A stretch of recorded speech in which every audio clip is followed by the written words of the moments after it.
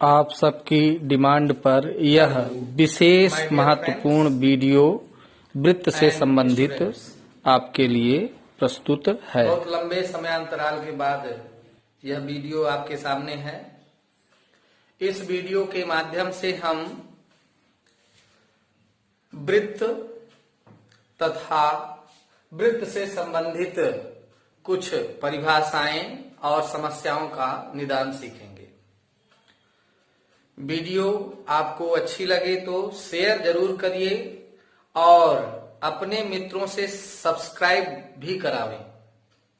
चलिए आते हैं मेन टॉपिक पर, जिस पर हमें चर्चा करनी है। तो इस वीडियो के माध्यम से हम एक महत्वपूर्ण तथ्य आपके सामने रख रहे हैं, वृत्त, जो कि अधिकतर कंपटीशन के लिए बेहद इंपॉर्टेंट है। तो वृत्त में सबसे पहले हम वृत्त को परिभाषित करेंगे। किस प्रकार से हम वृत्त को परिभाषित कर सकते हैं?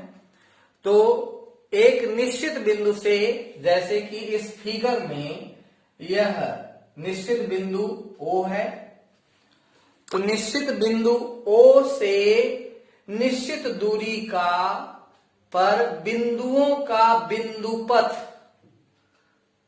यह वृत्त असंख्य बिंदुओं का बिंदुपथ है, लेकिन निश्चित बिंदु से निश्चित दूरी पर बिंदुओं का बिंदुपथ ही वृत्त कहलाता है। तो इस तरह से हम वृत्त को परिभाषित कर सकते हैं। और वृत्त को यदि हम नॉमिनेट करेंगे, उसका नाम लिखना चाहेंगे, तो COR। इसका मतलब C का मतलब हो गया सर्कल, और ब्रैकेट के अंदर O का मतलब हो गया सेंटर, यानी इसका वृत्त का केंद्र, जो कि यहाँ O है, और इसकी त्रिज्या। अब देखिए त्रिज्या क्या है। बिंदुओं का यह बिंदु पथ परिधि कहलाता है। क्या कहलाता है? परिधि। तो यहां पर परिधि का मतलब है बिंदुओं का, वृत्त के बिंदुओं का बिंदुपथ ही परिधि है। और केंद्र से परिधि के बीच, परिधि पर किसी बिंदु के बीच की दूरी, यह है रेडियस यानी त्रिज्या। ऐसे ही तो हम यहां पर जो प्रतिबंध लगाते हैं, प्रतिबंध के अनुसार ये सर्किल का यदि नाम लिखना है तो C ब्रैकेट में O,R। तो इस तरह से हम सर्कल का नाम लिख सकते हैं। और इसमें महत्वपूर्ण बिंदु है ये O, वृत्त का क्या है? केंद्र है। O वृत्त का क्या है? केंद्र। और सेंटर O से परिधि पर स्थित किसी बिंदु के बीच की दूरी OA क्या है? त्रिज्या, जिसको हम इंग्लिश अल्फाबेट स्मॉल r से प्रदर्शित करते हैं। इसी वृत्त में परिधि से परिधि के बीच की दूरी, जो कि केंद्र से होकर जाए, यह बिंदु P और यह Q, जो कि O बिंदु से होकर जा रही है, यह रेखा, तो वह रेखा जो परिधि से परिधि के मध्य के बीच खींची जाए, जो केंद्र से होकर जाए, ऐसी रेखा कहलाती है व्यास। तो चलिए, इसमें बेसिक चीज हमने यहां पर आपको बता दिया है। अब कुछ संबंध यहां पर हमें ध्यान रखना है। संबंध में यहां पर त्रिज्या बराबर है व्यास बटे 2। त्रिज्या यानी रेडियस, डायमीटर अपान 2 के इक्वल होता है, अर्थात इसी को हम लिख सकते हैं D/2। तो रेडियस R के लिए R बराबर है व्यास बटे 2 या R बराबर D/2। इसी प्रकार से यदि हम व्यास के लिए संबंध लिखना चाहेंगे, तो ये 2 गुणे त्रिज्या, यानी 2 गुना त्रिज्या का 2 गुना करेंगे तो ये होगा व्यास। इस तरह से D इक्वल है 2 × R। तो एक ये रिलेशन है और एक ये रिलेशन है। इन्हें हमें याद रखना है। ऐसे ही यदि वृत्त का क्षेत्रफल की बात आएगी तो वृत्त का क्षेत्रफल, अब वृत्त का क्षेत्रफल क्या है? जैसे ये सर्कल है, इस सर्कल के पूर्ण इस भाग को हम क्षेत्रफल कहते हैं। जितना यह बिंदुपथ के द्वारा घेरा गया है क्षेत्र, वही इसका क्षेत्रफल है। तो वृत्त का क्षेत्रफल के लिए फार्मूला है 2πr², πr²।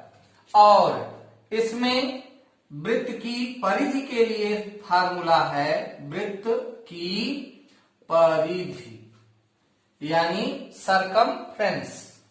तो यहां पर वृत्त की परिधि के लिए फार्मूला है 2πr।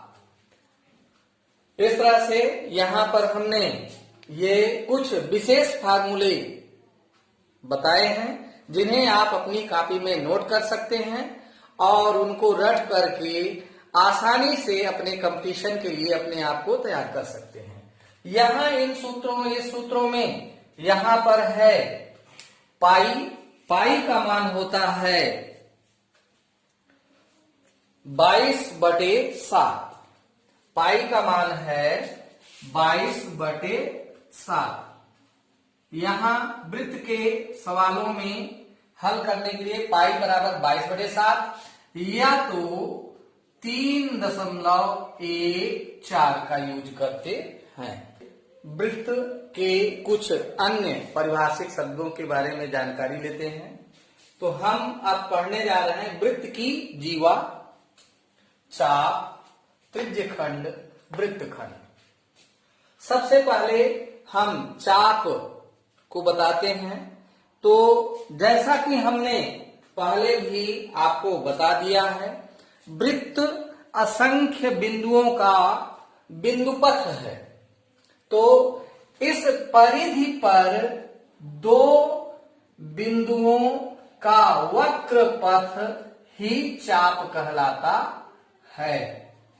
ए बी, यहां पर यदि हम बिंदु सी रखते हैं और इधर बिंदु डी रखते हैं, तो जैसे कि इस प्रकार से प्राप्त हुआ है भाग, वृत्त का एक भाग, वृत्त की परिधि का भाग, वक्रीय पथ का भाग, यह चाप कहलाता है।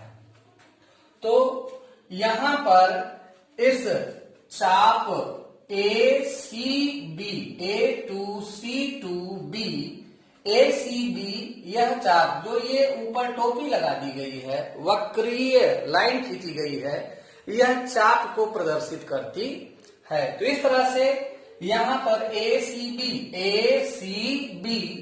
यह लघु चाप है, लघु चाप। अर्थात दूसरा पार्ट इसका जो है ADB,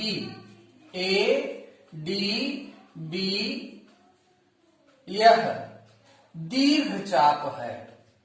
क्या है यह? दीर्घ चाप। हम इसको इंग्लिश वर्ड में माइनर आर्क कहते हैं और इसे हम मेजर आर्क कहते हैं। तो चलिए, इस तरह से यहां पर हमने चाप के विषय में जानकारी ली। अब इसी में हम जीवा की बात करते हैं। तो यहां पर एक ये वृत्त है। इस वृत्त में वृत्त की परिधि पर स्थित दो बिंदुओं द्वारा खींची गई सीधी रेखा यह जीवा कहलाती है। जैसा कि वृत्त पर असंख्य बिंदु हैं, इस प्रकार से यहां पर इस जीवा से बड़ी जीवा मिलेगी। जैसे जैसे हम सेंटर की ओर जाते हैं, केंद्र की ओर जाते हैं, वैसे वैसे जीवा की लंबाई बढ़ती जाती है और जैसे फिर केंद्र से ऊपर की ओर बढ़ते हैं, पुनः जीवा की लंबाई छोटी होती जाती है। अर्थात कहने का मतलब है परिधि पर स्थित दो बिंदुओं को मिलाकर खींची गई सीधी रेखा जीवा कहलाती है, यानी इंग्लिश वर्ड में है इसको हम कहते हैं कार्ड, CHORD, कार्ड। अब सेंटर O से होकर जाने वाली यह जीवा सबसे बड़ी जीवा है, सबसे बड़ी जीवा है, जिसे हम अभी इसके पहले बता चुके हैं, यानी व्यास। तो इस तरह से क्वेश्चन में,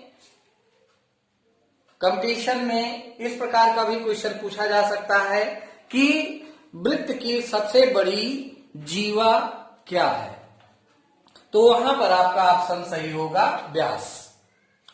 तो इस तरह से देखिए, यदि हम वृत्त यहां पर बनाते हैं और इस वृत्त में जीवा खींचते हैं दो बिंदुओं से, तो यह वृत्त दो भाग में बढ़ जाता है। दो भाग में बढ़ता है तो ये जो नीचे की ओर लघु भाग है, छोटा भाग है, इसे हम कहते हैं लघु वृत्त खंड, लघु वृत्त खंड। और इस जीवा के ऊपरी भाग, जिसमें हम ये डॉट के द्वारा डिफरेंशिएट किए हैं, दर्शाए हैं, यह भाग है दीर्घ वृत्त खंड, दीर्घ वृत्त खंड। तो अब हमने आपको बता दिया जीवा, चाप, वृत्त खंड। अब रह जाता है त्रिज्य खंड। तो त्रिज्य खंड में देखिए, जैसे कि आपके पास यह वृत्त है और वृत्त पर त्रिज्य खंड हमें दर्शाना है, तो त्रिज्य खंड, त्रिज्याओं के बीच के खंड को त्रिज्य खंड कहते हैं। अर्थात केंद्र से यदि ए बिंदु को मिला दें तो एक त्रिज्या ये निकल आएगी, और इसी तरह से बी को मिलाएंगे तो उसी त्रिज्या ये आ जाएगी। तो यहां पर त्रिज्य खंड ये है, यानी दो त्रिज्याओं के बीच का जो भाग है, खंड है, वह है त्रिज्य खंड। तो त्रिज्य खंड में भी यहां पर देखते हैं कि इधर लघु त्रिज्य खंड है और इधर दीर्घ त्रिज्य खंड है। लघु त्रिज्य खंड और दीर्घ त्रिज्य खंड। अब इसी वृत्त में यदि सेंटर से यहां दो त्रिज्याओं के बीच में यह भाग त्रिज्य खंड है, तो दो त्रिज्याओं के द्वारा, दो त्रिज्याओं के बीच के कोण को हम अंश माप कहते हैं। क्या कहते हैं? अंश माप। यानी अंश माप में डिग्री से दर्शाया जाता है, यानी थीटा डिग्री। इसमें 45 डिग्री भी हो सकता है, 60 डिग्री भी हो सकता है, यानी 120 डिग्री का भी त्रिज्यखंड हो सकता है। तो कोण कुछ भी हो सकता है, लेकिन दो त्रिज्याओं के बीच के कोण को हम अंश माप कहते हैं। वृत्त के चाप की लंबाई तथा त्रिज्य खंड का क्षेत्रफल। यहां ये वृत्त है, इस वृत्त में चाप की लंबाई यानी परिधि पर स्थित दो बिंदुओं के वक्रीय पथ की लंबाई। तो चाप की लंबाई, चाप की लंबाई L के लिए फार्मूला है, परिधि के लिए जो सूत्र है, परिधि के लिए हमने सूत्र क्या बताया है? परिधि, वृत्त की परिधि 2πr। तो यहां पर L के लिए यानी चाप की लंबाई के लिए, जो कि केंद्र पर यह दो त्रिज्याओं के बीच का चाप है, और केंद्र पर यदि कोण यहां पर थीटा है, यह वर्ड क्या है? थीटा। इसको क्या पढ़ते हैं? थीटा। थीटा का मतलब कोई भी अंश का कोण हो सकता है। 30 अंश, 40 अंश, 50 अंश, 60 अंश, कुछ भी हो सकता है। तो यदि दो त्रिज्याओं के बीच का कोण थीटा है और इन दो बिंदुओं के बीच के चाप की लंबाई हमें बताना है, तो हम परिधि के द्वारा निकाल सकते हैं। यानी यल के लिए फार्मूला बनेगा 2 पाई आर थीटा अपान 360। तो ये फार्मूला आप लोग रट लेंगे। अब यदि हमें यहां पर त्रिज्य खंड का क्षेत्रफल बताना है, तो यहां पर त्रिज्य खंड के द्वारा कितना क्षेत्रफल यहां घेरा गया है? तो त्रिज्य खंड का क्षेत्रफल, इसे ज्ञात करने के लिए वृत्त के क्षेत्रफल का सूत्र लगाएंगे। तो यहां पर हमने बताया भी है, वृत्त का क्षेत्रफल होता है पाई आर स्क्वायर। तो इसलिए यहां पर त्रिज्य खंड का क्षेत्रफल का सूत्र होगा पाई आर स्क्वायर थीटा अपान 360। तो यह भी सूत्र इंपॉर्टेंट है। इसके द्वारा भी सवाल हल होते वृत्त की परिधि तथा व्यास में संबंध के बारे में जानते हैं। जैसा कि यह वृत्त है और इस वृत्त में हमने आपको बताया है कि केंद्र से होते हुए परिधि से परिधि के बीच की दूरी यह व्यास कहलाती है। तो यहां पर कहने का मतलब यह है कि वह दूरी जो केंद्र से होते हुए परिधि से परिधि के बीच में है, वह दूरी वृत्त का व्यास है, जिसे हम d से प्रदर्शित करते हैं। तो यहां व्यास बराबर है d, जिसको हम d से प्रदर्शित करते हैं। और इसी तरह से त्रिज्या, जो कि केंद्र से वृत्त के केंद्र से परिधि तक की दूरी त्रिज्या होती है, जिसे r से प्रदर्शित करते हैं। तो यहां परिधि की बात कही गई है, यानी परिधि तथा व्यास में हमें संबंध स्थापित करना है। तो परिधि के लिए वृत्त की परिधि का सूत्र होता है 2 पाई आर, जहां आर क्या है? त्रिज्या। इसी को हम यदि पुनः लिखें, परिधि बराबर पाई और इंटू 2 इंटू आर। तो इस तरह से देख रहे हैं कि परिधि बराबर पाई इंटू 2 इंटू आर, यानी यह है व्यास।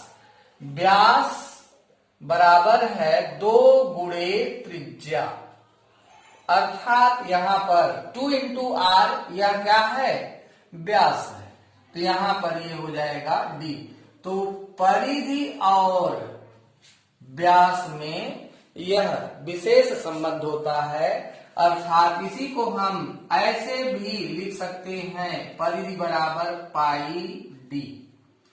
तो इस संबंध से भी रिलेटेड कभी कभी क्वेश्चंस पूछ लिए जाते हैं, जिसे आप गौर से समझिए और अपने माइंड में मेकअप कर लीजिए, बना लीजिए। इसी वृत्त की त्रिज्या 14 सेंटीमीटर है। त्रिज्या कितनी है?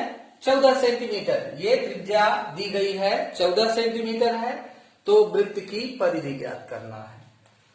चलिए, यहां त्रिज्या दी गई है, तो हम इसमें वृत्त की त्रिज्या r बराबर लिख लेते हैं 14 सेंटीमीटर। और हमें ज्ञात क्या करना है? वृत्त की परिधि। तो वृत्त की परिधि यदि हमें ज्ञात करना है तो परिधि का यहां सूत्र लगा देते हैं। तो वृत्त की परिधि के लिए सूत्र होता है 2πr। तो यहां पर 2 इंटू, अब देखिए पाई का मान 22/7 होता है या पाई का मान 3.14 होता है। तो जब क्वेश्चन में पाई की वैल्यू के लिए 3.14 यूज करने के लिए कहा जाएगा तब ये वैल्यू रखेंगे, अन्यथा पाई की वैल्यू 22/7। लगभग 90%, 80%, 95% जब संख्या 22/7 है, पाई का मान बटे में है यहाँ 7 से न्यूमरेटर में कहीं संख्या ऐसी मिले जो कट जाए, तब वहां पर यही मान रख करके हल कर देते हैं। जैसे इस क्वेश्चन में पाई की जगह पर हम 22/7 रख लेते हैं और आर त्रिज्या की जगह पर ये 14, ये 14 देखो 7 से कट रहा है, तो हम 7 से इस 14 को काट सकते हैं। तो 7 एकम 7, 7 दूनी 14, 2 से 2 में गुणा कर लो, 2 दूनी 4 और गुणे ये 22, 4 से पुनः 22 में गुणा करेंगे यानी 4 से 4 दूनी 8, 4 दूनी 8, 88 सेंटीमीटर। इस तरह से हम परिधि ज्ञात कर सकते हैं। रही बात कुछ अन्य क्वेश्चंस के लिए, जैसे कि यदि मान लेते हैं, ये तो परिधि इस क्वेश्चन में पूछा गया था, मान लो कि हमें वृत्त का क्षेत्रफल ज्ञात करना है और त्रिज्या यही दी गई है। वृत्त की त्रिज्या है 14 सेंटीमीटर और अब हमें ज्ञात करना है क्षेत्रफल। अभी हमने क्वेश्चन में परिधि ज्ञात किया है, नेक्स्ट क्वेश्चन हमने इसी से रिलेटेड बना लिया है। वृत्त, किसी वृत्त की त्रिज्या 14 सेंटीमीटर है तो वृत्त का क्षेत्रफल ज्ञात कीजिए। क्षेत्रफल ये ज्ञात करना है तो हम इसी तरह से हल करेंगे। वृत्त की त्रिज्या 14 सेंटीमीटर, r बराबर है 14 सेंटीमीटर। अब हमें वृत्त का क्षेत्रफल ज्ञात करना है, तो वृत्त का क्षेत्रफल, और वृत्त के क्षेत्रफल का सूत्र हम यूज कर लेते हैं πr², और यहाँ पाई का मान 22/7 रखते हैं और r 14 है तो यानी ये 14 की घाते 2। अब इसको आगे हल कर लेते हैं। 22/7 गुणे 14 पर घात 2 है, इसलिए 14 गुणे 14, 7 एकम 7, 7 दूनी 14, 14 से 2 में गुणा कर लेंगे, 14 दूनी 28 और ये है गुणे 22। तो 28 में अब 22 से हम गुणा करते हैं, 2 8 16, 2 दूनी 4 1 5, और इसी तरह से पुनः 2 से 2 8 16 और 2 दूनी 4 1 5, यहां अब 616। तो इस तरह से 616 वर्ग सेंटीमीटर क्षेत्रफल प्राप्त होता है। देखिए कुछ क्वेश्चनों में व्यास दिया रहेगा, तो यदि व्यास दिया जाएगा तो पहले उसको त्रिज्या में बदलेंगे, यानी व्यास मान लो 14 दिया गया है तो त्रिज्या r बराबर हो जाएगी 14/2, तो भाग दे करके इसको त्रिज्या में चेंज करेंगे तो त्रिज्या आ जाएगी 7, और फिर उसके बाद सूत्र से त्रिज्या की जगह त्रिज्या का मान रख करके जो भी पूछा जाएगा, क्षेत्रफल पूछा जाएगा तो क्षेत्रफल हम ज्ञात कर सकते हैं, परिधि पूछा जाएगा तो। नेक्स्ट एग्जाम्पल में किसी वृत्त का व्यास 35 सेंटीमीटर है। जैसा कि अभी हमने कहा था कि यदि व्यास दिया रहेगा तो सर्वप्रथम व्यास को त्रिज्या में बदलना है। तो व्यास कितना है, यदि हम हल करें, यहां पर क्वेश्चन में किसी वृत्त का व्यास 35 सेंटीमीटर है तो वृत्त का क्षेत्रफल ज्ञात करना है। तो आइए, जब वृत्त का व्यास दिया है तो पहले यहां पर हम नोटिफिकेशन नोट कर लेते हैं। वृत्त का व्यास बराबर 35 सेंटीमीटर है और व्यास दिया है तो यहां त्रिज्या ज्ञात कर लीजिए। त्रिज्या r, यदि त्रिज्या हमें ज्ञात करना है, व्यास दिया है तो त्रिज्या के लिए जो संबंध है व्यास में वह संबंध लगा देंगे। r बराबर होता है d/2 यानी व्यास बटे 2। तो यहां पर व्यास की जगह व्यास का मान रख लेते हैं 35 और बटे में 2। इसको 2 से भाग दे करके हम सिंपल भी कर सकते हैं, लेकिन इसी प्रकार से हल करिए, दशमलव में बदलने की जरूरत नहीं, सॉल्व करिए। तो यहां पर अब हमें ज्ञात क्या करना है, क्षेत्रफल। तो यहां पर वृत्त का क्षेत्रफल और वृत्त के क्षेत्रफल का सूत्र है पाई r स्क्वायर। अब मान रख लीजिए, पाई की जगह पर 22/7 और r की जगह पर 35/2। इस त्रिज्या के का स्क्वायर है तो 35/2 का होल स्क्वायर। तो 22/7 गुणे, अब इसको 2 बार हम लिख सकते हैं, घात 2 होने के कारण 35/2 गुणे 35/2, 2 बार, घात 2 है तो 2 बार लिख सकते हैं। पुनः 2 से ये संख्या कट जाएगी, 2 एकम 2, 2 एकम 2 यानी 11 बार। 7 से 7 एकम 7, 7 पचे 35। अब कोई संख्या नहीं कटेगी, सीधे इनका आपस में गुणा होगा। तो 5 और 11 का आपस में गुणा कर लेंगे तो 11 पचे 55 और गुणे में 35 और बटे में 2। अब क्या करेंगे, 35 और 55 का गुणा कर लेंगे। तो इस तरह से 35 में 55 से गुणा, तो 5 × 5 = 25, 5 × 3 = 15, 15 × 2 = 17।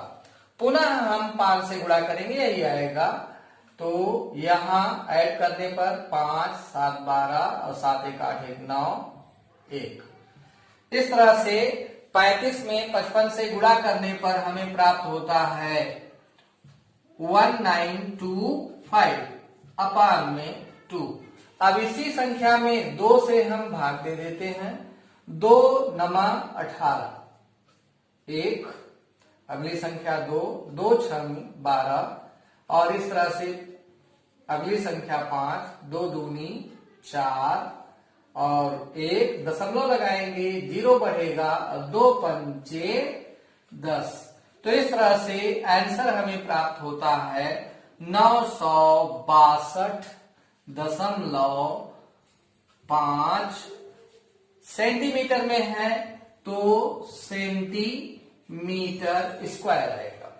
तो इस तरह से व्यास यदि क्वेश्चन में दिया है तो व्यास के थ्रू पहले त्रिज्या बनाएंगे, त्रिज्या ज्ञात करेंगे और त्रिज्या ज्ञात करने के बाद क्षेत्रफल पूछा जाता है तो क्षेत्रफल निकालेंगे।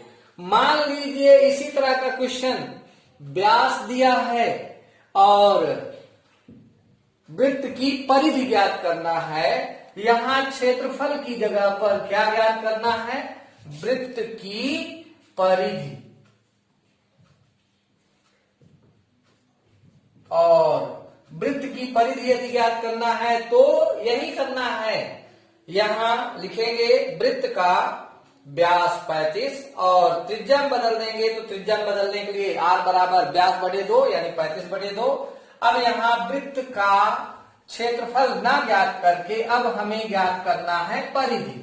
अब परिधि का सूत्र लगा करके परिधि ज्ञात कर लेंगे। तो इस तरह से 2 वैरायटी के क्वेश्चंस यहां भी हो जाते हैं। तो वृत्त की परिधि हमें क्या ज्ञात करना है, वृत्त की परिधि। अब वृत्त की परिधि के लिए सूत्र है 2πr और वैल्यू रखो 2 × पाई की जगह पर 22/7 इंटू r की जगह r का मान 35/2। 2 से ये 2 कट जाएगा, 7 एकम 7, 7 पचे 35, बचा यहाँ क्या 22 × 5। 5 से गुणा करेंगे 5 × 10, 5 × 10, 10 1 11। इतने सेंटीमीटर। यहां स्क्वायर नहीं आएगा क्योंकि ये परिधि है, परिधि का मात्रक होता है सेंटीमीटर। तो इस तरह से हम कुछ वृत्त से संबंधित समस्याओं का निराकरण सीखेंगे।